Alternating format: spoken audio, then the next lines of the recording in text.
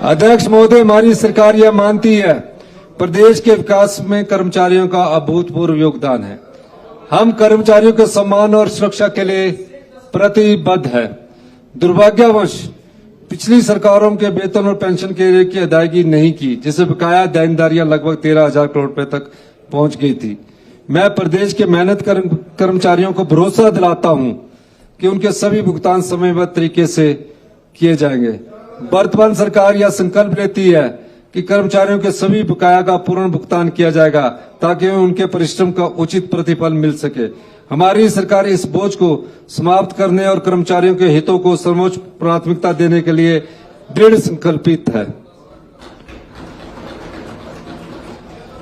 माननीय अध्यक्ष महोदय, प्रदेश की गंभीर वित्तीय स्थिति के बावजूद मैं यह घोषणा करता हूं कि वर्ष 2016 से पूर्व के सभी पेंशनरों व पारिवारिक पेंशनरों को उनका बकाया पेंशन पारिवारिक पेंशन एरिया का पूरा भुगतान वित्त वर्ष 2026-27 में किया जाएगा।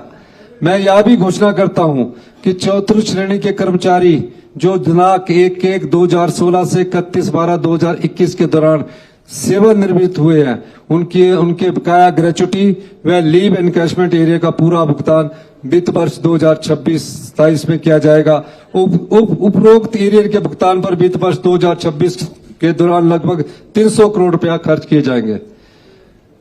मैं यह भी घोषणा करता हूं कि आगामी वित्तीय वर्ष से स्टडी लीव पर जाने वाली सभी कर्मचारियों को, चाहे वो एजुकेशन के है, चाहे मेडिकल के है, चाहे आयुर्वेदा के है, चाहे किसी और डिपार्टमेंट की है, 100% वेतन का भुगतान किया जाएगा। जिन कर्मचारियों ने पहले स्टडी लीव लिया है उन्हें भी शेष वेतन का भुगतान किया जाएगा। मैं घोषणा करता हूं कि अनुबंध आधार पर दैनिक वेतन पर कार्यरत कर्मचारी जो वर्तमान वर्ष में केवल एक ही बार नियमित किए जाते थे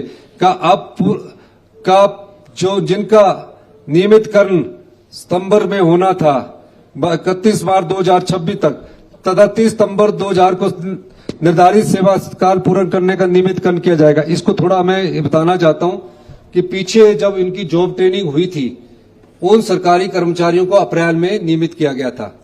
अब ऐसे सरकारी कर्मचारी जो सितंबर में 2 वर्ष पूरे कर चुके होंगे उनको सितंबर 2000 से उनको रेगुलर कर दिया जाएगा और उनका जो एरियर होगा, जो उनके पैसे होंगे, उसको बढ़ाकर भी दे दिया जाएगा। कठिन वित्तीय परिस्थितियों के बावजूद मैं निम्नलिखित घोषणाएं करता हूं।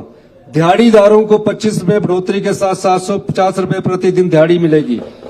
आउटसोर्स कर्मचारियों को अब न्यूनतम 13,700 रुपए प्रति माह मिलेंगे। हमारी 1,000 रुपए की हमारी सरकार का दृढ़ संकल्प है कर्मचारियों के सहयोग से प्रदेश की वित्तीय स्थिति में शीघ्र ही सुधार लाया जाए। प्रदेश के विभिन्न विभागों में कार्यरत पैरा वर्कर्स कई विकास योजनाओं के कार्यान्वयन में अहम भूमिका निभा रहे हैं। इन सभी के मानदेय की वृद्धि के लिए मैं निम्नलिखित घोषणा करता हूं। आंगनवाड़ी कार्यकर्ताओं को 1,000 रुपए की बढ़ोतरी के साथ अब 11,500 रुपए मासिक मानदेय मिलेगा। मिनी आंगनवाड़ी कार्यकर्ताओं को अब मासिक 1,000 बढ़ोतरी के साथ अब 8300 रुपए मिलेंगे। आंगनबाड़ी सहायकों को प्रति माह 1,000 रुपए की बढ़ोतरी के साथ अब 6800 रुपया प्रति माह मानदेय मिलेगा। आशा वर्करों को 1,000 रुपए की बढ़ोतरी के साथ 6800 रुपया प्रति माह मानदेय मिलेगा। सिलाई शिक्षकों के मासिक मानदेय को 1,000 रुपए बढ़ाया जाएगा। मिड डे वर्कर्स मिल को 500 रुपए बढ़ोतरी के साथ 5500 रुपए प्रति माह मिलेंगे। वाटर कैरियर शिक्षा विभाग को 500 रुपए बढ़ोतरी के साथ 6,000 रुपया प्रति माह मिलेंगे। जल रक्षक को 500 रुपए बढ़ोतरी के साथ 6100 रुपया प्रति माह मिलेंगे। जल शक्ति विभाग के मल्टीपर्पज वर्कर्स को 500 रुपया बढ़ोतरी के साथ 6,000 रुपया प्रति माह मिलेंगे। लोक निर्माण विभाग के मल्टीटास्क वर्कर को 500 रुपया प्रति माह बढ़ोतरी की जाएगी। पैरा फीटर पंप ऑपरेटर को 500 रुपए बढ़ोतरी के साथ 7100 रुपया प्रति माह मिलेंगे। पंचायत चौकीदारों को 500 रुपए की बढ़ोतरी के साथ 9,000 रुपया प्रति माह मिलेंगे। राजस्व चौकीदारों को 500 रुपए बढ़ोतरी के साथ 5,000 रुपया प्रति माह मिलेंगे। मैं जल्दी पढ़ रहा हूँ तो 6800 मिलेंगे। एसएमसी अध्यापकों के मानदेय में 500 रुपए प्रति माह की बढ़ोतरी की गई है। आईटी टीचरों को 500 रुपए प्रति माह बढ़ोतरी की जाएगी। एसपीओ को 500 रुपए प्रति माह बढ़ोतरी की जाएगी। पार्ट टाइम मल्टीटास्क वर्कर को 500 रुपए प्रतिमाह बढ़ोतरी की जाएगी। माननीय अध्यक्ष महोदय, प्रदेश इस समय एक गंभीर फाइनेंशियल सिचुएशन से गुजर रहा है। यह स्थिति अचानक नहीं बनी, बल्कि पिछली सरकार के कमजोर फाइनेंशियल मैनेजमेंट और गलत प्राथमिकताओं का परिणाम है। इसके साथ ही रेवेन्यू डेफिसिट ग्रांट के बंद होने से राज्य पर अधिक दबाव उत्पन्न हुआ है। ऐसी परिस्थितियों में इस चुनौती से बाहर निकलकर हम सभी को मिलकर योगदान देना होगा। इस भावना के साथ सरकार ने यह निर्णय लिया है कि मुख्यमंत्री के वेतन का 50%, उप मुख्यमंत्री एवं मंत्रिमंडल के सदस्यों के वेतन का 30% तथा माननीय विधायकों के वेतन का 20% अगले 6 महीने के लिए अस्थायी रूप से डेफर किया जाएगा।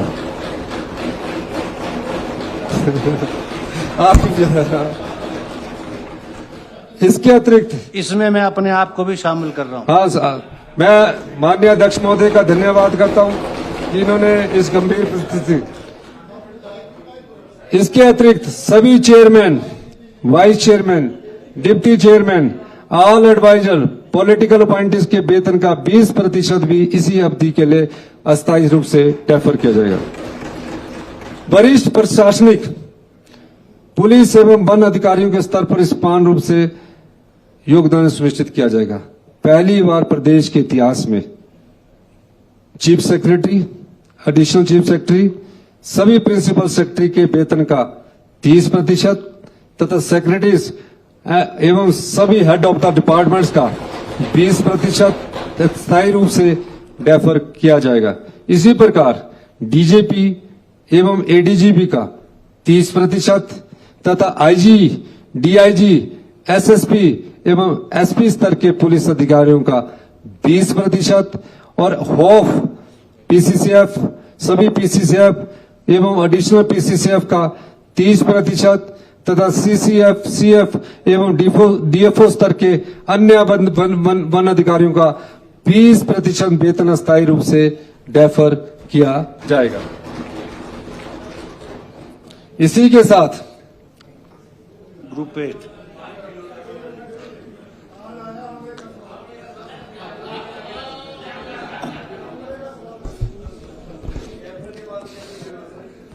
अगले 6 महीने और कर देंगे। इसके साथ ही ग्रुप ए एवं ग्रुप बी के अधिकारियों के वेतन का 3% हिस्सा अगले 6 महीने के लिए अस्थायी रूप से डेफर किया जाएगा।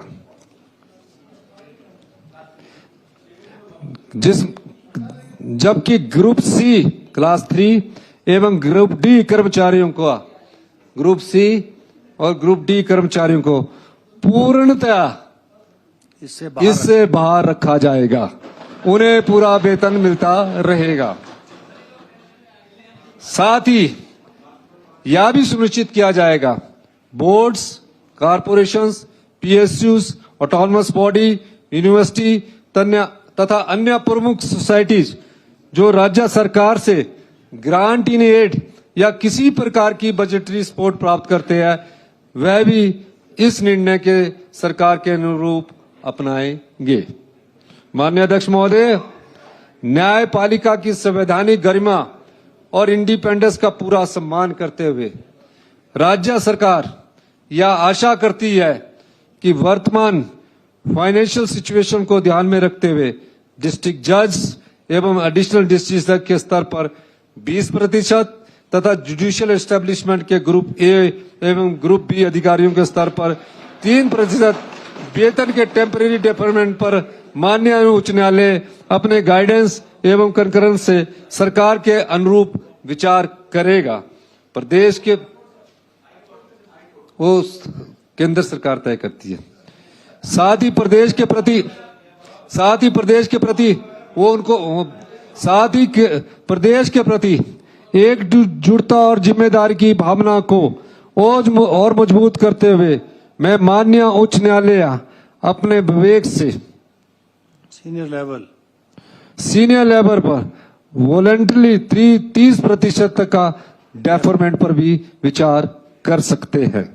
मैं स्पष्ट कहना चाहता हूं, या केवल टेम्परेरी डेफरमेंट है और जैसे ही राज्य की फाइनेंशियल कंडीशन बेहतर होगी यह राशि वापस दे जाएगी।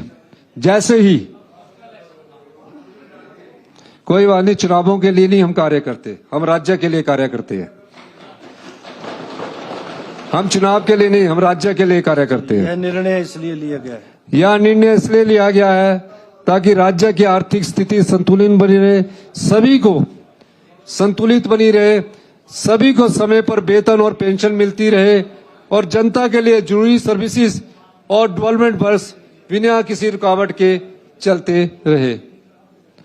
मुझे विश्वास है कि इस चुनौतीपूर्ण समय में सभी सभा पटल में बैठे हमारे जनप्रतिनिधि, न्यायपालिका अधिकारी एवं कर्मचारी राज्य हित में पूरा सहयोग देंगे।